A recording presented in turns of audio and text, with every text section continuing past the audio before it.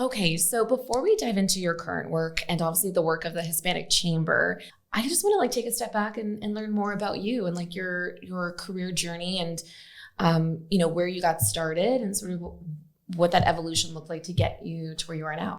Sure. Thank you so much for having me on this podcast. It's exciting to be able to share and hopefully, provide some details that will help others in some way.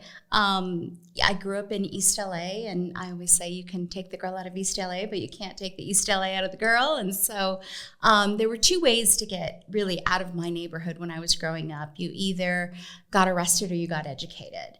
That was just the path. Growing up in East LA, and I opted for the former, which is get educated, and kind of was the first in my family to navigate that whole education system. Did a lot of translating for my family as I was growing up, but at the time, you don't know what you don't know. Mm-hmm. And so I didn't know that we were poor. I didn't know that we were, trying to make ends meet. I mean, I think back now, I'm like, those are the happiest days of my life. Like, what do you mean we weren't making ends meet? But also I came from a very matriarchal family. And so it was, my grandparents, it was my mother, it was my two aunts, and I was the oldest and only child, and really got that sense of value for education. Ended up going to UCLA, then I got into advertising and marketing. I lived in 5 states in 5 years. I lived 10 years in New York City, did some work there, had some great blue chip clients like NFL and Viacom, and then, did some entrepreneurship stuff in the grocery space, and then ended up back in California. My father came down with cancer, or had cancer, and it was a really difficult time because I'd built a whole career, and I think you really find out who you are during times like that. And I dropped everything and came back, and I had always prided myself on having made 6 figures before I was 30 and 7 figures by the time I was 35, and walked away from all of that and got to spend the last, what I thought was going to be 3 months with my father, but it ended up being 28 months. And it was great to be able to do that. Like, I don't regret that at all, but you really find out who you are and what's important to you. Came back to Phoenix and started having a family pretty late in life. And, I think now when I found the chamber, it really was about mission. And for me, all of that work that I had done for all of those blue chip clients and all of the money I had made for, other people, and all of that suddenly kind of rolled up into, now I can use my power for good. Mm-hmm. And that to me was really what made the difference. So I started working there in 2012. In 2019, I was selected as president and CEO, and here we are. That's quite a story. And because I'm very similar in the sense that I grew up in Southside Phoenix, which at a very similar mindset, I thought we had such a nice little quaint life. Mm-hmm. And then I think as you evolve and you grow in your own settings and kind of have that outer lens, you're able to see oh, my parents they gave us the most with whatever we had. And especially when you have family dynamic, I mean, that's the richest that you could ever feel. I'm curious how, especially having sort of that kind of upbringing and getting into a position with the chamber where a lot of it is focused on the economic growth and diversity, among the Hispanic community. Do you ever see how those correlations come to be? Yeah, I mean, I think when I look back, I realize, and I tell people, I was just at State 48 Foundation and told the story about my grandparents and, this kind of tragedy that had occurred and how they both came out of it, and realized, wow, I come from greatness. if they can go through that, surely anything that I think is difficult is so minuscule compared to what they went through. And so trying to stand in that greatness when you don't feel worthy and when you don't feel like you deserve it is hard work. People talk about the imposter syndrome, right? I'm always waiting for the other shoe to drop. And so I think that has propelled me to excel in my work product, right? In the work that I do, because I always felt like, wow, it's not enough. I got to do more. And that comes from, growing up humbly and realizing that there's so much more out there and that we have to help our own community. That was a really big thing for me. And I think I understood my values and my mission when I got to the chamber. Mm-hmm. I know, and I love that too, because I feel, and I even shared the story with you before when I attended, I've had my experiences with the chamber, whether it's with certain staff members, whether it's, I spoke on a panel once for you guys, so a number of things, but I remember just feeling this all come together when I attended the Black and White gala, and it was the first time, literally first time, and I'm born and raised in Arizona, but it was the first time in a business setting, in a professional setting, that I felt not only was I amongst peers and people like-minded, but also culturally connected, which is very rare, especially, I think it's becoming more and more intertwined, especially as we have, various DEIB initiatives, but it was definitely a first time coming into a space like that and not feeling like you have to tone down that part of you, like that huge part of you, whether it's a physical thing that people can immediately see and be like, hey, where are you from? That type of thing. Or just something that, based on, values and family and so forth. And I'm wondering too, like for you, has that ever been something that, culturally connected, been present in the work that you do? Or did it feel like it just flourished as you joined the chamber? Yeah, there was a real existential crisis, right? As you enter the workforce, you are encouraged to leave your real self at home, right? Come here, come and be your business self. And as the DEI movement has really taken hold in corporate, there's more of let's bring your authentic self to work. I didn't know any better, so I always brought this to work, and it was always, I think, kind of disarming. When I would meet people and shake their hands, I would give them a kiss on the cheek. I would hug them and they're like, what are you doing? But that's in my family. That's how you greet someone. And so I remember a manager being like, oh, you might want to tone that down a little bit. And I remember him specifically saying, you might want to tone down that Hispanic thing a little bit. And I was like, oh, well, you might want to tone down that a-hole thing a little bit. And so to me, it was never an option. It's who you are and who you bring to the table, and it's cultural competency. And I think eventually what I found is that cultural competency had worth in corporate. That's why I was able to kind of climb the corporate ladder very quickly, but to the benefit of our consumers and sort of what they were looking for, like you. And you just gave the biggest compliment that we could ever get. You go to our Black and White ball, and whether you're Hispanic or not, you feel like family. It's 1,200 people who are our closest friends, And so that I always wanted to create an environment and a organizational culture where you could bring your whole self to work. And I tease the team. I'm like, don't bring the crazy, but please bring the culturalness, right? And it works. It really works. And I find people are more productive. They're more innovative.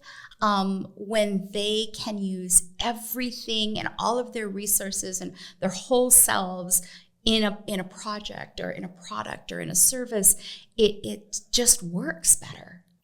Yeah, very much so. And I think that's something that, it's better to sort of learn that when you do versus kind of worrying about, well, I wish I had that sooner. Because that definitely, I think hit me maybe within the last few years to feel like that authenticness that I can bring. Because, there's, especially corporate America, especially when you're for a time being, I was in Seattle, and you can feel a little bit like, for sure, I am that minority, or, quote unquote, that token hire, or, whatever it may be. You begin to question yourself. There's that imposter syndrome. And I'm curious to know, especially as a woman, as a Latina, knowing that there's I think that the latest statistic was there's only 1% of Latinas in C-suite level roles. And to have that, to be within that company, what have been some of the biggest learnings and challenges that you've had to navigate?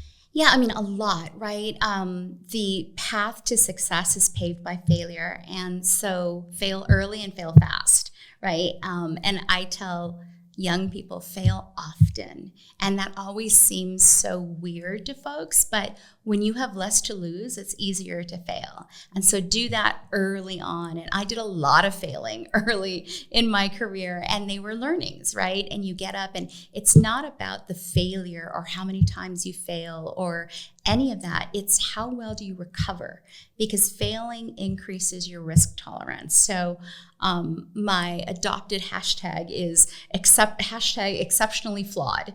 And what that means is that, I fail all the time. I still fail, but it's how you learn to get back up. And I think when you're raised a certain way, when you have a certain amount of resilience, you can bounce back faster. Things aren't quite as devastating. And that learning, really becomes something. I think one of my biggest fears early on, being in corporate where everything was very vanilla. There was no color, that, my earrings and my big hair and my red lipstick just clearly did not fit in, right? And I had to make a choice. Did I want to be pigeonholed as the token, or did I want to lean into it and be yeah, I'm that and so much more, because I can explain this culture and that culture, and I can be a bridge between them. And that for me was a really deliberate choice. And it was hard. It was really hard. But I think what has come out of it has been, I can do things now to open the door and keep the door open for others to walk through. And I take that responsibility really, really that is, to me, my non-negotiable expectation, just like education is. I'm finishing my doctorate right now at USC, and everybody's why? Why? Right? Why would you do that to yourself? But the same statistics, less than 1% of Latinas have a doctorate, right? Why? We have to be able to open those doors and the possibilities to be able to do it. I once had an opportunity to sit next to one of the first civilians who had gone into space. He was a very wealthy gentleman, and we were at an event. We're sitting there, and I was really struggling because he had paid $5 million. And, which at the time, to go into space, whatever. And he could tell my face must have been contorting, because todo se me ve en la cara. I don't have a poker face, and I must have been contorting. And he's like, did you want to ask me something? I said, yeah, I really do. Why would you spend that much money? You know what the good you could do with $5 million? And he came back with one of the most eloquent responses. And he was to show all of these students that are here today that it can be done and that they could do it too. And that was profound for me. It was yeah, that makes sense. I get that. Could you do a lot? Could you feed a lot of people for $5 million? Yes, absolutely. But for that money, you can give somebody a dream, And so that's how I try to look at my priorities now. Balance is a myth, right? I'm a mom. I'm a doctoral student. I'm a wife. I'm a daughter, and my mom lives with us, and we're in a multi-generational household. And I, serve at the chamber, and we have a growing staff, and it's all of these things. But to me, that one question to come from all the time is, what can I make possible for someone else? And that kind of dictates the priorities. I think that's such a beautiful thing too, because especially, I don't think you need to necessarily be from my side of things, a mother to a little girl, but that's definitely got me sort of in that mindset. I grew up with, little cousins and so forth, but when it hits you, when it's like that, and then I see how, especially because they just grasp onto everything you say and do. And that's when I began to really think about, that sort of that possibility of like, well, I can do this. She'll ask me questions too. Why do you work? And I'm like, when I could be like, well, because I got to pay bills and I got to do this. But then it's also like, because I know my skill sets, because I'm confident in doing this, and kind of showing that and able to have her see that. And it's really been sort of now morphed into my own professional, personal passions, with joining various boards and various committees that have that focus on women, that have that focus on diversity and so forth, because it is that you never know who's looking. You never know who's watching. Yeah. How would you say that your leadership style, or like the core values that you have, has that changed through the phases of, positions you've had or the many roles and hats that you wear? I hope so. I hope it has evolved for the better. I tell my team, you are my internal customers. Like, I'm always going to have your back. Be innovative, be brave, do it scared. I'm always going to be here to cover that, right? That's my job. You get the glory and the successes. I get the responsibility. And if I can create a space for you to flourish and know that sometimes you're going to fall, and that's okay. It's very similar to motherhood. And I think that when people ask, like, what was the single most important thing you did for your career, it was have kids, which can be controversial because I was a much older mother. I started having children at 40, and you don't know what you don't know. I was perfectly content never to have children, and be like, okay, that's my role and that's what I'm going to do. And then I had kids, and I learned so much more about business. I mean, patience, negotiation, all of those things that you have to do. And it made me better. And I don't know that I would have had that empathy had I not had children. Yes. And it's just, especially in today's world, it's almost blasphemy. And I think, everyone should have their choice, like have kids, don't have kids. All I can do is speak to my experience and say that I know I am a better person today and better at what I do than if I hadn't had children. Right. And so, I go to work just to feel competent, because nothing will make you feel more incompetent than parenthood. Right. No. Like I would tell everybody, I make these big decisions every day, and I speak to bank presidents and governors and important people. And then I get home and I'm like, the blue sippy cup or the red sippy cup, the blue sippy cup because something's going to cause a meltdown and I don't want to be wrong. Right. And so it's very humbling. And I think that is one of the key components of good examples. It's be humble. Understand that there are better ideas in the room, and you have to be open to that. Yeah, I love that. I know I would say motherhood has probably been like the biggest surprise of my life. And it's very much true of how that bleeds into your career. And even though you might not be like intentionally thinking about it, it is like those moments of reflection, or when you say like negotiation, or realizing too, sometimes you're wrong. And I think that's been the humbling part for me. I grew up in a household where your parents, your authority, were never wrong. Right. And so you kind of begin to like have sort of like, you question a little bit of yourself and your decisions and so forth. And so to kind of, be this next generation. And sometimes I say something, my daughter, corrects me, and I'm like, oh yeah, you're right. Mm-hmm. And we didn't have that. No. And I think even having that validation, especially for not only children, but, for me, like in relating to this is children of color, of a diverse background, is because they don't really get those moments of congratulations, oh, you got this, or and for me, that stuff didn't really happen until later in life. And I still even questioned it. I still have questions like, me? You sure? Yeah. You want me in this role? You want me for your team? You want this?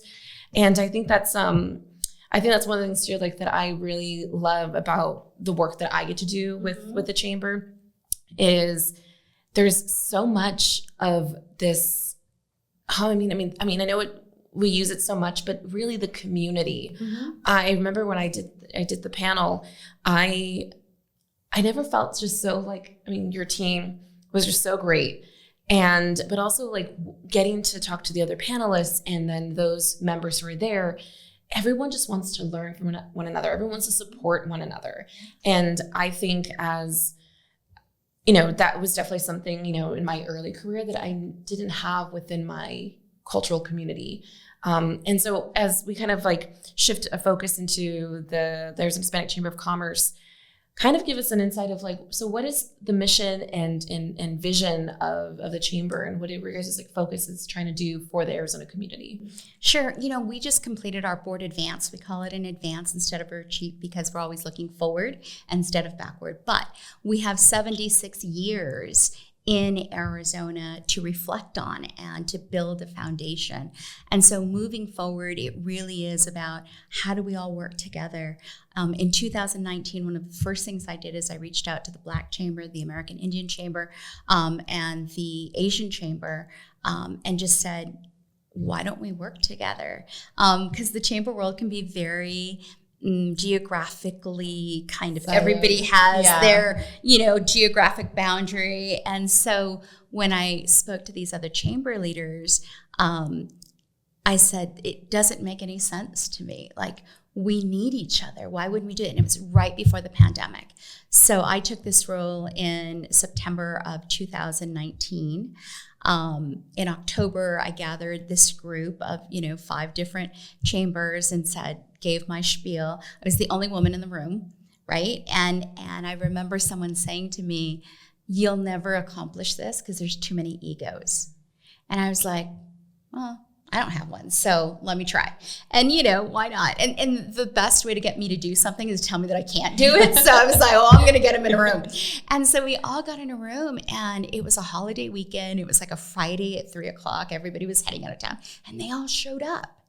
And I was like, wow, this is powerful. Like, maybe we're onto something here. And, I had the late Sean Kwani from the American Indian Chamber, the late Robin Reed from the Black Chamber. And we built something strong that now today has a legacy. It's 40 organizations. We have, the Filipino, French, Hungarian, German, Swedish, Polish chambers all working together. And so when I look to the future, I see a world where hopefully I'm not needed anymore. My job is to work myself out of a job because we will reach equity for all businesses. And so we won't need to exist, or we will exist in a very different way, right? And the second thing is just the working all together, making sure that everybody's getting what they need, not that everybody's getting the same thing, because those things are different, right? And so there are communities, the American Indian community here in Arizona, needs a lot more. I was just on a panel and somebody said there are only 9 supermarkets on all the reservations together combined. And I know this from the work that we do. Sometimes you have to drive 2 hours to a supermarket, which is insane to me, right? How do we fix affordable, accessible food for a vulnerable group? It doesn't matter who they are. It doesn't matter that they're not necessarily, my community or your community or whatever. It's a community that needs us. And so in my role, I hope that the legacy will be, we were here when people needed us most, and we proved a lot of that during the pandemic, but we worked together and we were conveners, and we were able to serve the needs of those who needed it most. I'm always so intrigued by the way chambers are run. I just love it because it's within community, like just a hub of resources and support. What would you say are at least from the Hispanic Chamber of Commerce, your guys' focus is right now in terms of supporting the community that you guys serve?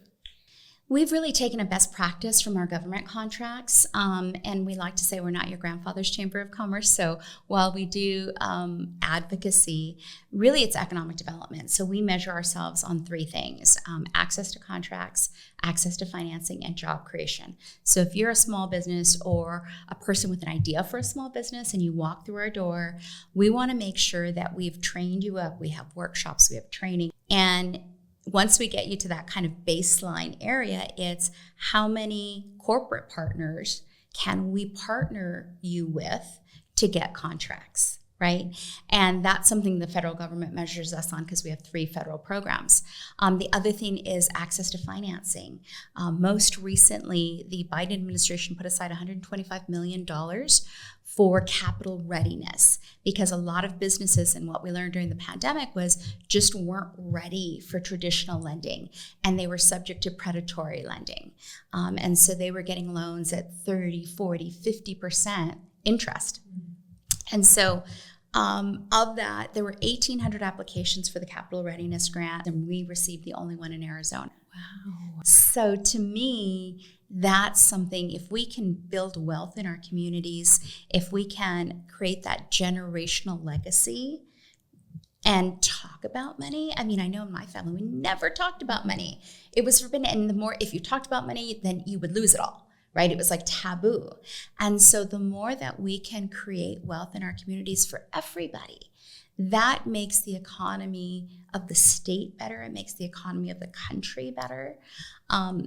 And it's a long path. So that's the second measure. And then the last measure for us is always job creation. And so when you say, what does success look like? To me, it looks like all businesses having access to contracts, not, kind of a system that's so difficult to navigate that a startup can't get that business.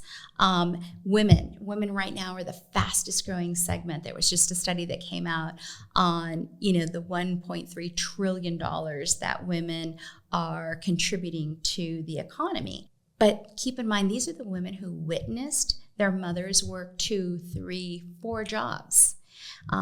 They witnessed their mothers and their grandmothers not sleep because they had to, work the night shift, and they didn't have health insurance, and, all of these. So you've got women that are highly motivated as Latinas to do more and to honor the work of our mothers and our grandmothers and our aunts and all of that. So that success metric for me, we can very tactically reach through those 3 measures. I think about it.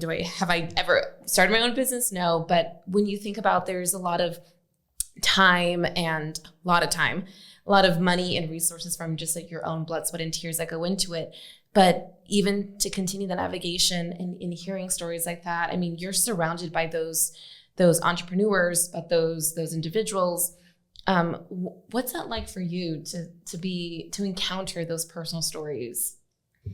I mean, it is both inspiring, but also it weighs on me. It keeps me up at night because I'm like, what more can we do for them? Like, these are the folks that we should be helping. There are 200 vendors there starting out the business. How can we help them scale so that it's not just day by day living, right? But it's actual growth and scale outside of that kind of little incubator. It's a huge responsibility because I know you have to have the fortitude, just like the ganas, yes, right? Because you're going to get a lot of rejection.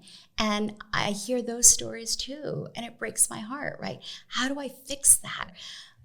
But the fact that they're willing to come in, the bravery and the courage that I see daily from small businesses is just, I'm awestruck, right? Like, how do you keep that energy, that level of faith in yourself, that belief, when everybody else tells you that it can't be done, when all the odds are stacked against you, when the banks say no to you, when you can't figure out how to get a contract from a large company, like, there's a lot that goes into it. And what we find is that a lot of business owners are really good at what they do.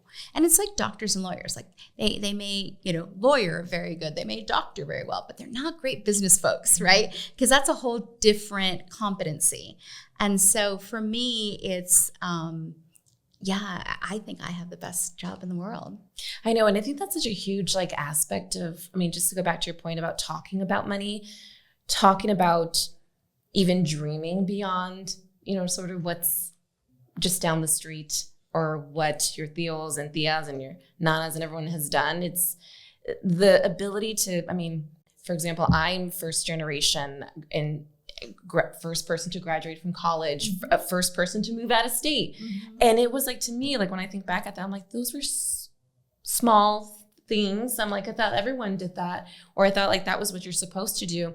Not realizing, my parents were obviously telling me the importance of it. And my dad, would always tell me, was always very education first. And even little things of, if I wanted to learn how to spell a word and I would ask, he'd be like, go get the dictionary. So then I would just spend, time going through, and I'm and then I go, I think I found it. And he goes, well, what's the definition?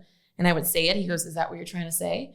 And I'd be like, yes. And so then it's little things that, not real at that time. I'm this is horrible. Right. But it's these little life lessons and just how they just kind of build upon each other. And I think that's the way that I look at it is definitely how the chamber is, everyone having the guts, the glory, and it's just now giving the tools and the proper sort of pathway to do that, because it is a very daunting thing. It is. And I tell them all the time, you're the subject matter expert. I can't tell you how to sew a dress. I can't tell you how to do taxes. That's your expertise. You work on your craft. Let me help you with the wraparound to build a business that is scalable. That's what the competency part is about. And so I think that it's, again, back to parenting, right?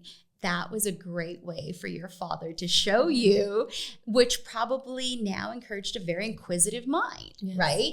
I know when I hear a word because Spanish was my first language, when I hear a word that I don't know, first thing I do is I'm looking at it. I'm looking it up, right? Oh, what is that? What does that mean? Why don't I know what that means? But it encourages a type of curiosity that you may not otherwise have had you been raised in a privileged life.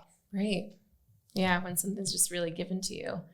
And that's the fear for our children, right? Yes. I always say to my boys, I'm like, you wouldn't last an hour in my old neighborhood. Oh my gosh, and I don't want to go back and live in East LA. Some people do, and I think that's admirable. I don't need to do that. I don't want to do that. But there are days when I'm like, are my kids going to miss out on that character building because they have it so easy, because they have that quote unquote soft hands, And so I have to try harder to create opportunities for them where they will learn, where in some other way we can instill the ganas in them, so that they don't just quit or everything isn't so easy. And that's a whole new world. That's hard. How do you make an easy life harder? Yeah. That's in essence what we're doing, right? It's how can I make, this a little bit harder? And it's in those small lessons, but I think that's true in the office too. I have a whole new generation that's much younger that sometimes I don't always understand. And I think they give me so much grace. You've heard me say it before, from the old and embattled to the young and empowered, right? And it's they are so willing to give you grace. And that to me is, I don't know what I would do without that. I'm far less patient. This is how you do it. And let's get this done. And boom, boom, boom, boom, right? There's a process. And they're really incredibly patient. And so I admire that about the younger generation, as frustrating as it can be. Because I remember speaking to a very young, probably about 25, very successful business person. And I said, what is your day like? What do you do? He's like, oh, every day I put on my calendar 2 hours to think. And I'm like, would 2 hours? 2 whole hours? 120 minutes to think? He goes, yeah. every day. I'm like, you know what I could do with 2 hours every day?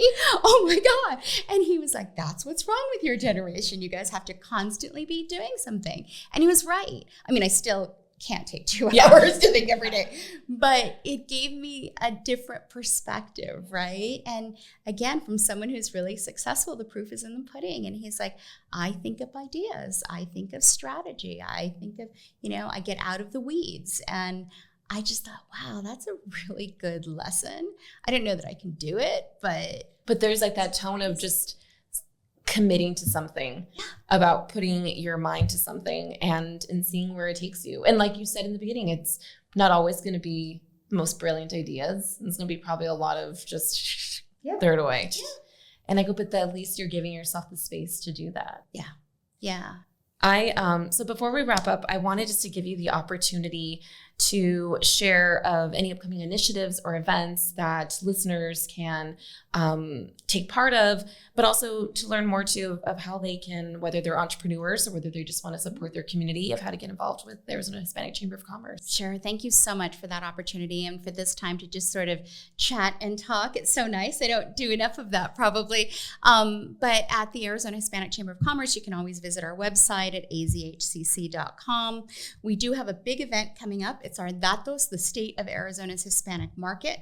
And it's last year we had about 1,000 people. This year we're looking to fill Phoenix Symphony Hall on September 26th in the morning. And we have an amazing lineup of speakers that will be talking about the face of hunger and what that looks like. And it doesn't always look like what you think it might look like. It's not the homeless person or the babies on UNICEF commercials. It's your next door neighbor. It's the elderly person who can't make ends meet on Social Security. It's the kid who didn't have a meal since lunch the day before. And it's going to be very, very powerful. And we're inviting everyone. We are adding a component to have more high school and college students fill the balcony this year, because that's our future. And we want them to learn about what the future looks like here. In Arizona, Hispanics are 30% of the state, 40% of Phoenix Metro, and more than 50% of K through 12.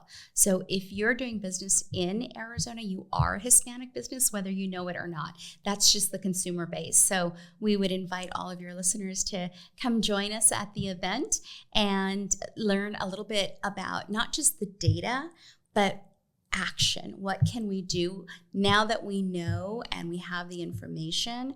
What do we do with it? And that to me is the most important part. How do we create action?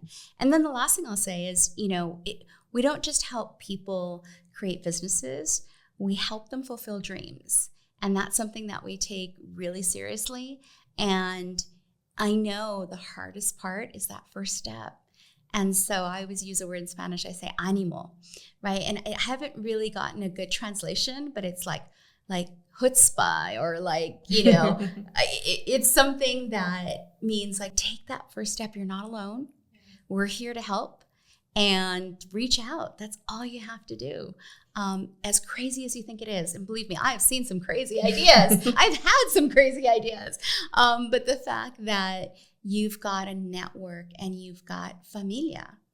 Yeah, I love that. And very excited because I always listen in and tune in to that annual event. So thank you so much for joining us. And thank you guys for watching another episode of Conversations Around the Table. Until next time.